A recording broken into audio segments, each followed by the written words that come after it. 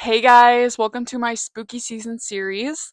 Today we are starting off with my favorite spooky reads, and I just want to preface by saying some of these are like psychological thrillers. I googled it and I categorize these as like spooky reads because it's like spook, but if you don't, that's embarrassing. Anyway, let's jump in.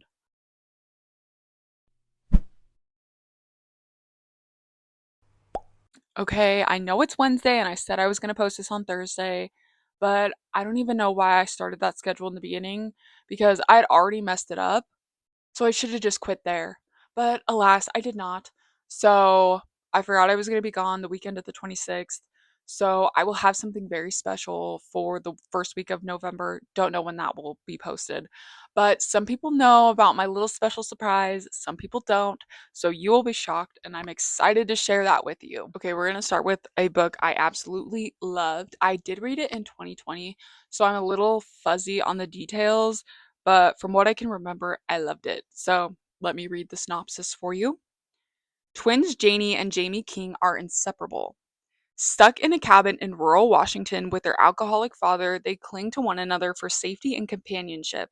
Until one night, when their father comes home covered in blood, the next day he is gone, and so is Jamie. Janie's whole world is turned upside down. Not only has she lost her beloved brother, but with no family left in Washington, she is ripped from everything she knows, including Maddox, the boy she could be learning to love. 20 years later, Janie is in England. She keeps her demons at bay by drinking too much, sleeping with a married man, and speaking to a therapist she doesn't respect. But her old life catches up with her when Maddox reappears, claiming to have tracked down her dad. Stunned, Janie must decide whether to continue running from her past or to confront her father and finally find out what really happened that night, where her brother is, and why she was the one left behind. I, okay, to get a little personal here, I've had some issues with my family, specifically my dad. And I think what touched me so heavily about this book was the ending of everything with the dad. And so I think that's why I like it so much. And obviously it made me cry. And the twist at the end, I was like, oh God, I didn't see that one coming. So that's why I liked it. I think I had like a personal connection to the main character, and I also was very stunned by the twist. Okay, the next book is Pretty Girls by Karen Slaughter. I just want to say off the bat, this has pretty like heavy like themes. So I guess just check the trigger warnings before you read it and see if it's a little much for you. Let me read the synopsis. It's been more than 20 years since Claire and Lydia last spoke. Claire is the glamorous trophy wife of an Atlanta millionaire. Lydia, a single mother dating an ex con, struggles to make ends meet, but neither has recovered from the disappearance of their sister Julia 2 decades earlier. And the shocking murder of Claire's husband brings the horror and heartbreak of the past roaring back into their lives. The vanishing of a teenage girl and the killing of a middle aged man almost a quarter century apart. What could connect them?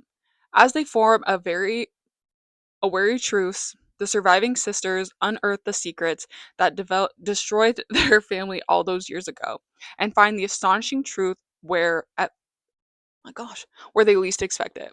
I think I gave this book a 5 star, and there was a twist in this one as well. Obviously, with all like psychological thrillers come with a wonderful twist. So, loved the twist in this. I thought, of course, it's like very heavy content. If you haven't read this, again, check the warnings. But I liked it. I think it was very well written. I loved the plot twist. I loved the plot. And I think it's a really solid psychological thriller. Okay. Next book is The Silent Patient by Alex Michaelides. No, I did not have to look the pronunciation up of his last name. We are looking at how to pronounce these names as well as how to say more interesting news from literature of many get wrong. So stay tuned to the channel. The name of this author, Alex Michaelides. Alex Michaelides. Michaelides is how it's generally said in Michaelides. English. Alicia Berenson's life is seemingly perfect until one night when her husband Gabriel returns home late from work and Alicia shoots him 5 times in the face, then never speaks another word. Alicia's refusal to talk or give any kind of explanation turns a domestic tragedy into a mystery that captivates the public's imagination.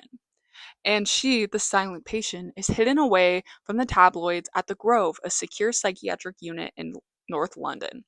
Criminal psychotherapist Theo Faber is captivated by Alicia's story and jumps at the opportunity to work with her. His determination to get her to talk and unravel the mystery of why she shot her husband will take him down a path more unexpected and more terrifying than he ever imagined. Now, this has a lot of praise, but I've also seen things on TikTok giving it a lot of criticism, specifically for the twist. People say it's a little predictable. I did not predict the ending, so that's why I liked this book. The ending was crazy, and it's truly, if you're trying to get like into psychological thrillers, I suggest this book hardcore. And don't listen to people who say they don't like it. Give it a chance. Give it a chance. Okay, the next is The Troop by Nick Cutter. I have another book by Nick Cutter, and I also started listening to his book Dark Matter on like audiobook. I didn't finish it. I got a little confused, but anyway, I have another book by him, The Deep. It's called The Deep. I'm a silly girl. And I haven't read it yet, but I'll get there. I'll get there. I'm starting to get through my physical books. Let me tell you the synopsis. Once a year, Scoutmaster Tim Briggs leads a troop of boys into the Canadian wilderness for a weekend camping trip, a tradition as comforting and reliable as a good ghost story around a roaring bonfire. But when an unexpected intruder stumbles upon their campsite, shockingly thin, disturbingly pale, and ferociously hungry, Tim and the boys are exposed to something far more frightening than any tale of terror: the human carrier of a bioengineered nightmare, a horror that spreads faster than fear, a harrowing struggle for survival with no escape from the elements, the infected, or one another. I think I read this in 2020 as well. I think so. I don't even know when this was released, but I do remember it because I was reading it while I worked at the bank, and I really liked it. It's like some body horror a little bit, so if you don't like that, if you don't like nasty stuff like that, I don't suggest. But I liked it for that aspect because sometimes I'm a little like people are curious, right? People have curiosity, and so this book has piqued curiosity. So I really liked it, and this is a good addition to like a spooky read for the season.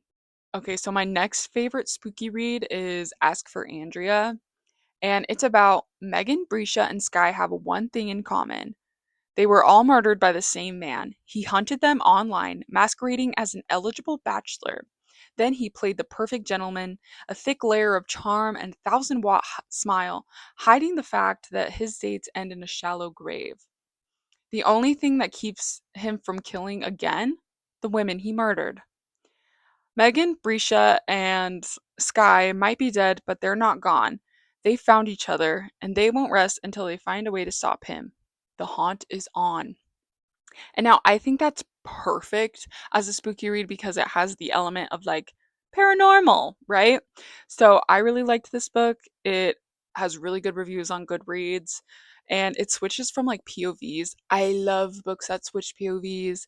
So it kind of like goes through each of their stories. And so that was already like a thumbs up for me. So that is a very good book. Highly recommend. Okay, my next favorite spooky read is The Har by David Sodergren. And just a little heads up about this book is it's a little bit more on like the splatterpunk side. And if you don't know what splatterpunk is, it's like very intense descriptions of like bad things, like body horror, like somebody turns into like a monster and it's kind of gross. But it's more on that side. So if you don't like that kind of stuff, I don't suggest it. But if you do, it's a little less intense than like really bad ones. Like I read a really bad one. I think it's um No One Rides for Free. That one was so bad. Don't I Okay, this is not about that book, but I that one is like seriously, if you get sick easily, it's a no. It's a no. Anyway, back to the Har. I will tell you the synopsis. I don't fear death, but they do.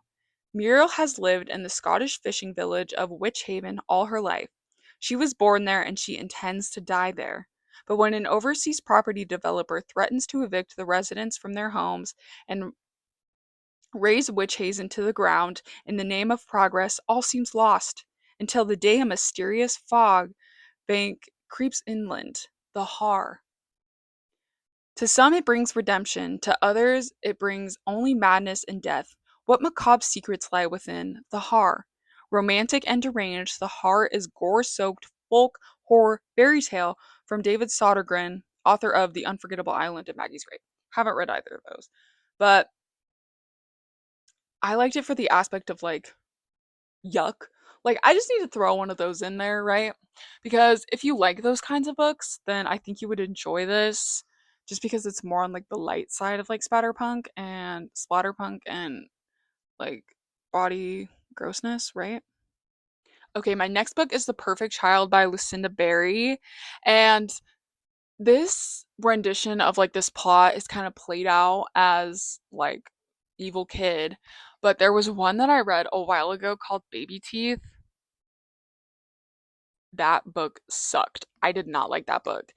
And how like I was like kind of turned off by that kind of plot and storyline. But then I read The Perfect Child and I was like, okay, this is what I wish Baby Teeth would give. Let me tell you about the plot. It's a page turning debut of suspense about a young couple desperate to have a child of their own and the unsettling consequences of getting what they always wanted. Christopher and Hannah are a happily married surgeon and nurse with picture perfect lives. All that's missing is a child. When Janie, an abandoned 6-year-old, turns up at their hospital, Christopher forms an instant connection with her and he convinces Hannah they should take her home as their own. But Janie is no ordinary child, and her damaged psyche proves to be more than her new parents were expecting. Janie is fiercely devoted to Christopher, but she acts out in increasingly disturbing ways, directing all her rage at Hannah. Unable to bond with Janie, Hannah is drowning under the pressure, and Christopher refuses to see Janie's true nature. Hannah knows that Janie is manipulating Christopher and isolating him from her, despite Hannah's attempts to bring them all together. But as Janie's behavior threatens to tear Christopher and Hannah apart, the truth behind Janie's past may be enough to push them all over the edge. Again, really like this book, really like the suspense. A twist at the end is always fantastic, and Lucinda Berry is a wonderful author. And she also wrote another book that I read that I liked, but the like subject of it was crazy. It was called Saving Noah. So you can look into that one if you want, but Saving Noah was really good too. But love Lucinda Berry, loved The Perfect Child. I think it's a great spooky read. Okay, now onto the finale, and this is one of my favorite spooky reads, and that is Mary by Nat Cassidy. To say I loved this book is such an understatement, and I'm pretty sure I have another one of his books that's back here. It's called Nestlings. I love Nat Cassidy's writing. It's so wonderful. Like the dialogue is wonderful. His like build up to what happens at the end is wonderful. And I think this like length was perfect. Here, let me tell you how many pages. It's 397 pages, which drags, but this feels so quick paced. Like, I loved this book. I will never stop raving about this book. Okay, let me tell you about the plot. Mary is a quiet, middle aged woman doing her best to blend into the background, unremarkable, invisible, unknown even to herself. But lately, things have been changing inside Mary. Along with the hot flashes and body aches, she can't look in the mirror without passing out, and the voices in her head have been urging her to do unspeakable things. Fired from her job in New York, she moves back to her hometown, hoping to reconnect with her past and inner self. Instead, visions of terrifying, mutilated specters overwhelm her with increasing regularity, and she begins auto-writing strange thoughts and phrases. Mary discovers that these experiences are echoes of an infamous serial killer. Then the killings begin again. Mary's definitely going to find herself. I will never stop raving about this book. And the thing that hooked me in was the first page, and I will read that for you. It says April 20th, 1969. There's a corpse in the bathtub. She's leaning against the wall, legs dangling over the lip of the tub. Dumped there, looks like. If you take nothing from this video but to read Mary for spooky season, I won't be mad. I definitely, oh my god, I can't recommend this book enough. And look at the cover. I think that's also what pulled me in was the cover. But anyway, loved Mary. I think it's perfect spooky read. It's like paranormal, it's thriller, it's mystery, it's everything wrapped into one, and I love it. Okay, guys, that is it for my favorite spooky reads. Catch me next Sunday, and we're going to be talking about a very spooky mystery. So I can't wait to see you then. Thank you for watching. Love y'all.